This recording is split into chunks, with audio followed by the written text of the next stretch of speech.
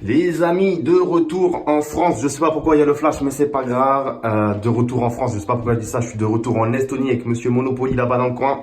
Je vais te dire les 5 choses que j'ai détestées de mon retour en France, court retour en France, parce que je suis resté 3 semaines, le temps d'acheter un immeuble, et je suis revenu ici en Estonie pour être un peu chez moi finalement au calme.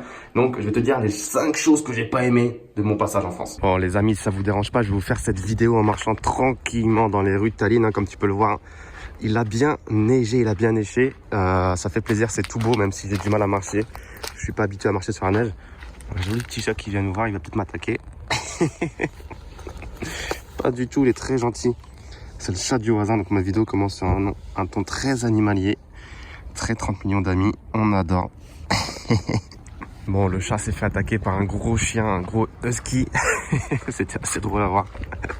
Bon, du coup, on va commencer cette petite vidéo. Première chose, bon, je sais pas si t'as vu les mecs là-bas faire un bête de dérapage, un grand malade. Première chose que j'ai détesté en France, c'est les gens. Les gens, on a beau dire, mais malheureusement, putain, qu'est-ce que les gens en France sont particuliers. Comme on dit souvent, le problème de la France, c'est pas la France, c'est les Français. Et qu'est-ce qu'ils sont, je sais pas, ils sont tristes, ils sont pessimistes. Moi, ils m'ont mis le cafard un peu. D'autant plus qu'avec le temps qu'il faisait, c'est pas forcément quelque chose qui aide énormément. Mais putain, j'étais à Paris la dernière fois et je vois un mec qui roule en Porsche. Et je me dis, le pauvre, j'aimerais pas être à sa place. Parce que rouler en plein Paris avec une Porsche de nos jours, c'est pas forcément quelque chose dont j'ai envie de faire. Bon les amis, au final, retour à l'intérieur, bien au chaud. Il faisait beaucoup trop froid dehors. J'avais les mains qui commençaient un petit peu à geler, à être toutes rouges et à ne plus trop les sentir. Donc je me suis dit, on va faire ça à l'intérieur parce qu'il fait vraiment pas assez chaud en ce moment. Mais d'ailleurs, dis-moi si ça pourrait te plaire que je te fasse des vidéos comme ça en marchant dans les rues de Tallinn quand il fait un peu plus beau, un petit peu plus chaud. Je sais que ça peut être sympa pour toi de voir un petit peu le décor, voir à quoi ressemble Tallinn, Estonie, etc. Donc fais-moi signe et si ça te plaît, je te ferai plus de vidéos en extérieur. Donc je te disais, ouais, les gens, je voyais ce gars en Porsche dans Paris, c'est la première fois où tu te dis, putain, j'ai pas envie d'être à sa place dans la Porsche. Parce qu'il y a un climat qui est chelou à Paris. C'est-à-dire que montrer trop d'argent à Paris, j'ai l'impression que c'est comme si tu étais en Amérique du Sud. Tu vas te faire kidnapper, tu vas te faire rayer ta voiture, tu vas te faire cracher dessus. On a vu d'ailleurs récemment des vidéos comme ça. Je sais pas si vous suivez par exemple un youtubeur automobile qui s'appelle Pog qui passe avec sa Ferrari et Lamborghini en plein milieu d'une manifestation. Et les mecs, je sais pas, ils lui crachent dessus, ils lui déversent une haine sur lui. C'était assez choquant, j'ai trouvé.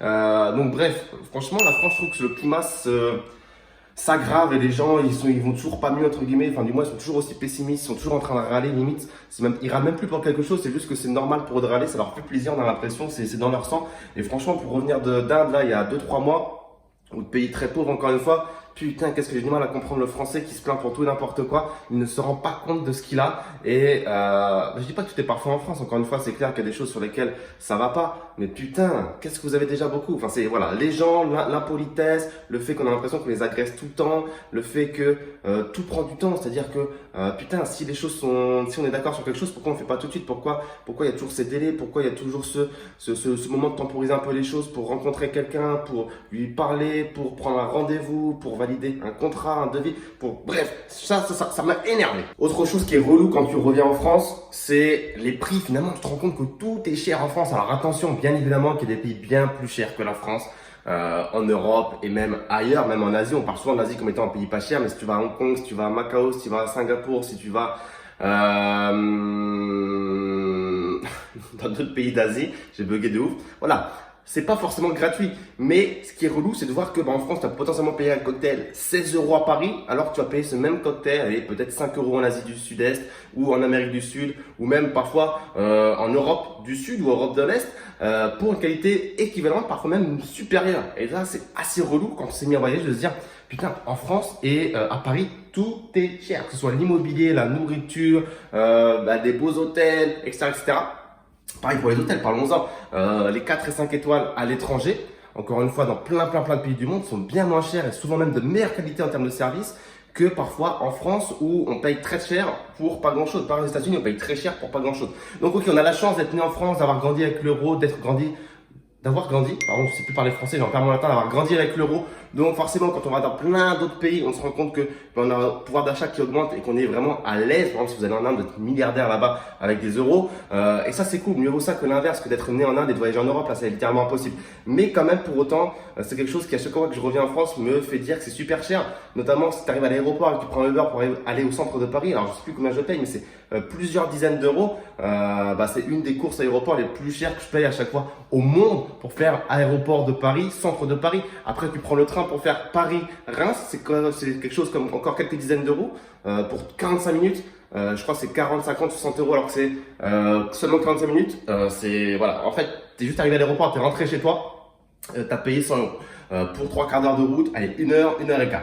Donc, what the fuck, toi? C'est super cher sur certaines choses et ça me casse tout le temps la tête, toi. Et certains vont dire, ouais, mais Raph, pourquoi tu dis ça? Si t'as de l'argent, nanani, nanana. Ça n'est pas une question d'avoir ou pas de l'argent, c'est juste qu'à un moment, il y a des choses que tu payes super cher et qui, pour moi, n'ont aucune logique. Voilà. Dis-moi ce que tu en penses dans les commentaires. Mais moi, c'est un truc qui m'énerve à chaque fois que je reviens en France, de voir à quel point tu peux payer des choses très chères pour finalement très peu de services ou très peu en retour. Autre chose qui me choque à chaque fois, c'est la sécurité et la propreté. Donc, ok, la France n'est pas le pays le plus sale du monde, surtout quand on a voyagé, qu'on a vu des pays vraiment très sales en Asie du Sud-Est ou en Afrique ou des choses comme ça en Amérique du Sud.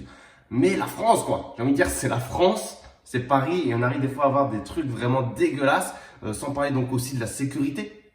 Je sais pas, aujourd'hui, moi, traîner dans ma ville à Reims, seul le soir à 2h du mat, c'est pas quelque chose qu'il vaut mieux envisager. Récemment, lorsque j'y étais, il y a eu plusieurs fois des grosses bagarres à coups de marteau, je crois même couteau. On a vu, je crois, récemment à Rouen également un jeune se faire tabasser de ouf le soir.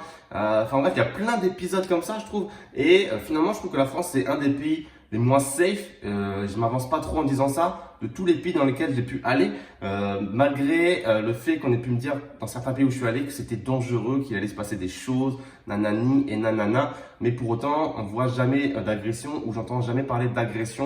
Ou alors certains vont me dire c'est parce que tu passes en tant que touriste, tu vois pas ce qui se passe dans les médias, etc. Oui, ok, peut-être, je suis pas au courant de tout, mais la réalité est qu'il y a plein d'endroits où je me suis baladé seul le soir, la nuit, etc. Et il y avait aucun souci et c'est des choses que j'aurais pas fait en France. On parle souvent, par exemple, je parle souvent de la Roumanie, un pays qu'on aime bien un petit peu diaboliser en France. Combien de fois je suis sorti seul, pas forcément seul, mais la nuit avec une ou deux personnes, des filles parfois. Donc on pourrait se dire en France, putain, un mec tout seul avec une ou deux filles à 3h du mat, mieux vaut pas qu'il rencontre des mauvaises personnes, il pourrait se faire vraiment emmerder. En Roumanie, ça m'arrivait plein de fois et il n'y avait aucun souci. Donc malheureusement, c'est un truc aussi que je trouve de plus en plus fou, c'est qu'en France, il y a un manque de sécurité et on en parlait avec des amis entrepreneurs justement en Thaïlande.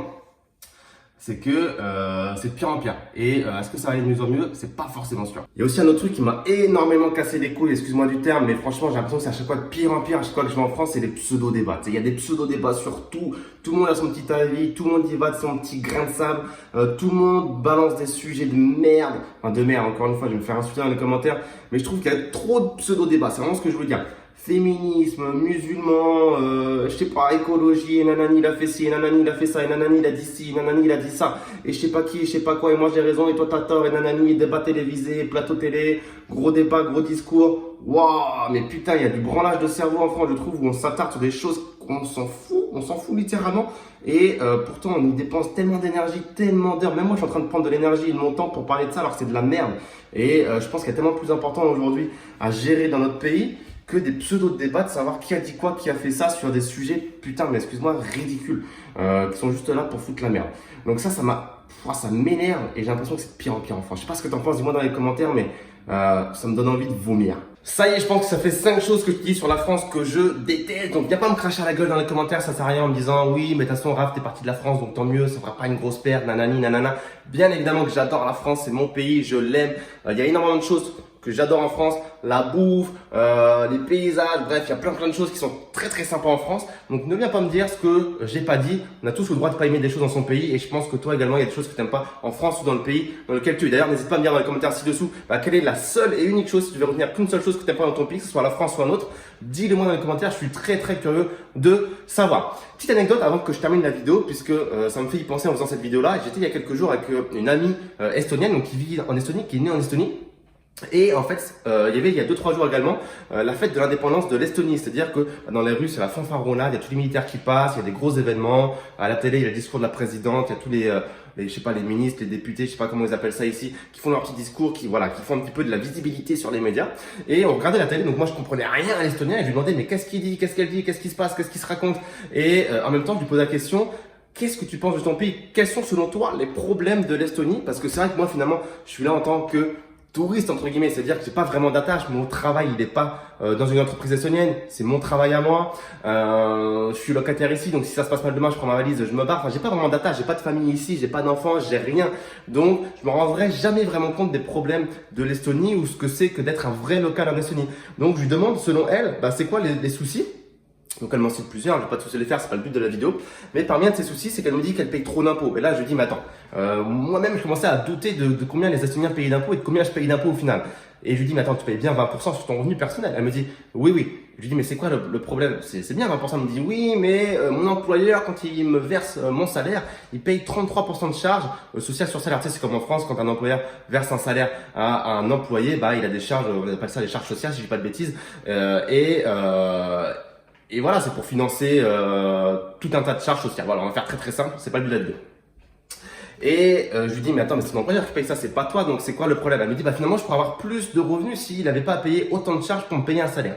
Et je dis, ok, mais à la fin de l'année, tu payes quand même bien que entre guillemets 20% sur tes revenus que tu as encaissés sur l'année. Elle me dit oui, et je lui dis mais tu trouves que c'est beaucoup? Elle me fait et je comprends qu'au final pour elle c'est beaucoup. Donc je me suis dit mais attends, mais si tu étais en France, qu'est-ce que tu dirais au final? Et est-ce que finalement c'est pas juste en fonction des standards qu'on se fixe qu'on trouve que c'est toujours trop? Enfin je veux dire, j'ai pas fait une phrase très française, mais par exemple pour elle son standard c'est 20%. Elle va toujours peut-être penser que c'est trop. Nos standards à nous en France c'est peut-être, je sais pas, 20, 30, 40, 50% en fonction des gens avec le TMI. Est-ce qu'on va pas penser que c'est toujours trop parce que c'est le standard français? Si dans un autre pays le standard c'est 10%, est-ce que les gens vont pas se dire c'est trop parce que leur standard c'est 10%? Bref, c'est une petite réflexion, dis-moi ce que tu en penses dans les commentaires. Mais en tout cas, ça m'a bien fait rire d'entendre que pour elle, 20% d'imposition sur son revenu personnel en flat tax, c'était beaucoup alors que nous en France, ça serait vraiment très très bien. Bref, n'hésite pas à me dire en tout cas si t'as aimé cette vidéo, à me dire si tu veux que je fasse des vidéos dans la rue en marchant. Mets un petit commentaire, mets un petit pouce bleu, abonne-toi à la chaîne YouTube et dis-moi dans les commentaires encore une fois ce que tu vois toi comme problème dans ton pays, le problème numéro 1 que ce soit la France, la Belgique, la Suisse, le Canada ou un autre pays dans le monde entier. Je te remercie encore une fois d'avoir regardé cette vidéo et je te dis à très très vite. Ciao ciao.